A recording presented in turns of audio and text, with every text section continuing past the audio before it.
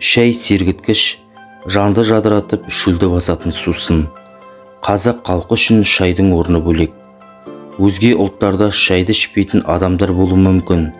Алайда қазақ арасында шай ішпейтін пенделер кемде-кем. Жалпы шай ішу дәстүрі қайдан бастау алды? Шайдың қандай түрлері бар? Шайдың адам ағзасы үшін пайдасы мен зияны қандай? Достар, бүгінгі видеомыз шай ішу мәдениеті туралы болмақ. Сондықтан видеоны соңына дейін көруге кеңес береміз. Видеода сіз білмейтін тың ақпараттардың барына сенімдіміз. Сондықтан видеоны соңына дейін көріп, каналға тіркеліп, лайк пен қоңыраушаны басуды ұмытпаңыздар. Шай ішу дәстүрі ежелгі Қытай елінен бастау алады. Аңыз бойынша желмен ұшып келе жатқан бірнеше шай жапырақтары Қытай императоры үшін дайындалып жатқан ыдыстағы қайнаған суға түсіп кетеді. Сусын өзінің дәмімен және хош иісімен билеушіні қатты қызықтырады. Сол күннен бастап ол өзінің қол астындағыларға шай демдеп және оны ішуді бұйырады. Ал Ресейге шай 1638 жылы келіпті. Орыс елшісі Стариков Мәскеу патшасына моңғол халқының сыйлыққа берген шайын әкеліп береді. Алғашқыда патша бұндай сыйлыққа қатты ашуланыпты. Бірақ кейін жаңа сусын патшаның көңілінен шығады. Шай Жапонияға 12 ғасырда Қытайдан келіпті. Шай ағашы. Шай бұтасы күн талғамайтын тамырлы көп жылдық өсімдік. Дегенмен жер қыртысы мен климаттық жағдайлардың өзгерісін жылдам сезінеді.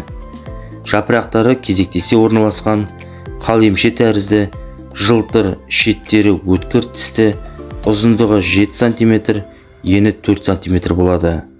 Шай жас жапырақтардан оның бүрлерінен өндіріледі. Алғашқы өнім бірінші вегетациядан кейін жиналады. Шай өнімдерінің ішіндегі ең бағалысы бірінші және екінші бүрлері. Бірінші өнім әдетте ақпан айынан бастап наурыз айына дейін жиналады. Шайдың жабайы өсетін екі түрі бар. Біріншісі Қытай шайы. Ол оңтүстік шығыс Азияның таулы аймақтарында. Ал екіншісі Ассам шайы. Ол Үндістанның Ассам ормандарында өсіріледі. Бұл екі шайдың табиғи гибриді Цейлон шайы деп аталады. Оның да екі түрі бар. Олар жер шарының тропиктік және субтропиктік аймақтарында өсіріледі. ТМД елдерінде Әзербайжан, Грузия, Ресейдің Краснодар өлкесі мен Грузия жерлерінде Қытай шайының негізінде шайдың бірнеше сұрыптары өсіріледі. Шай ағашы 100 жылдай өмір сүріп, 70 жыл өнім береді. Шайды қалай демдеу керек? Шай демдегенде ерекше бап қажет. Ақмонды қайнаған сумен 2-3 қайтара шайып, оған шай саласыз. Үстіне қайнап тұрған суды әуелі ақмонның жарты мөлшерінде су құяды да сәл-пәл қоя тұрады.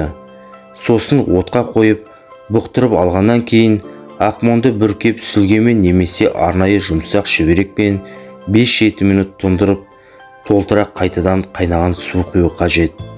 Егер шай түбіне толық тұнса, оның әзір болғанын білдіреді.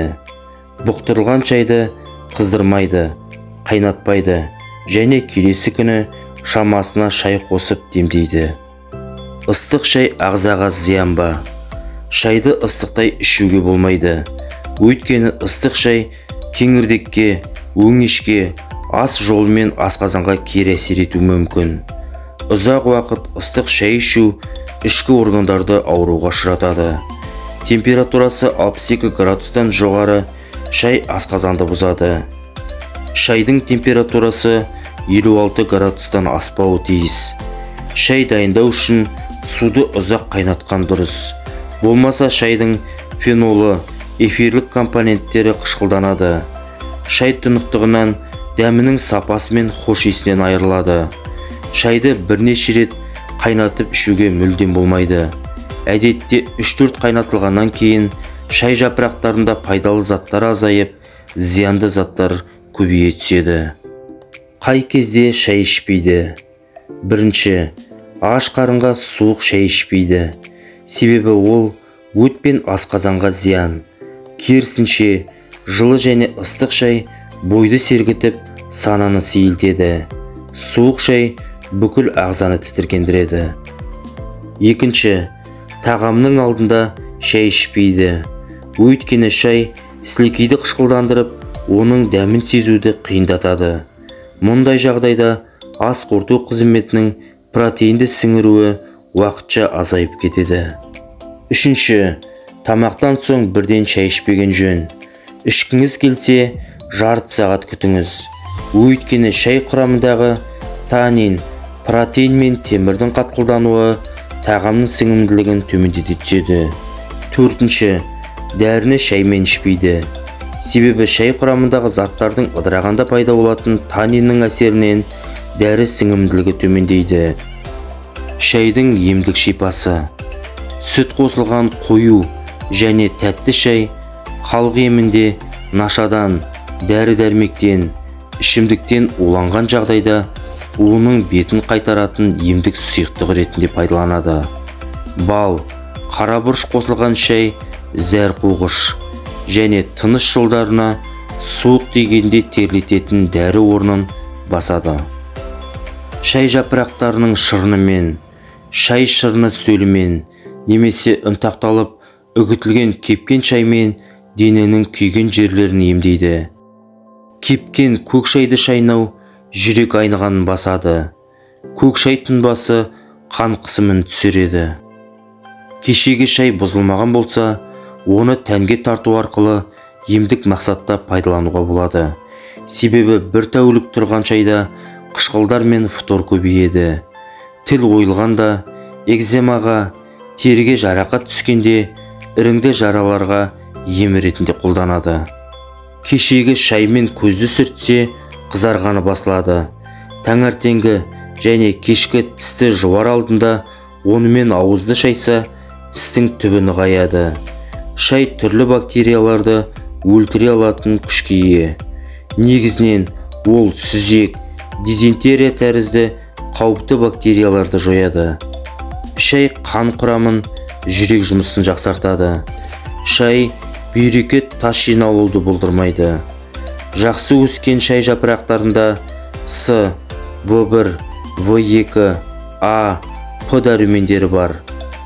Шай тұнбасындағы П дәрумені адам ағзасына С дәруменінің жақсы сіңуіне көмектеседі. Ал С дәрумені жетпеген адамға көк шай ішуі қажет.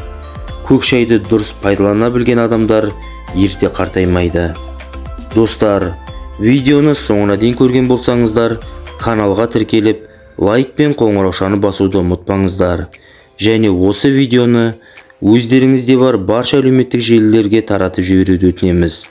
Қазақша арнаның дамуына өз үлестеріңізді қосып кетіңіздер.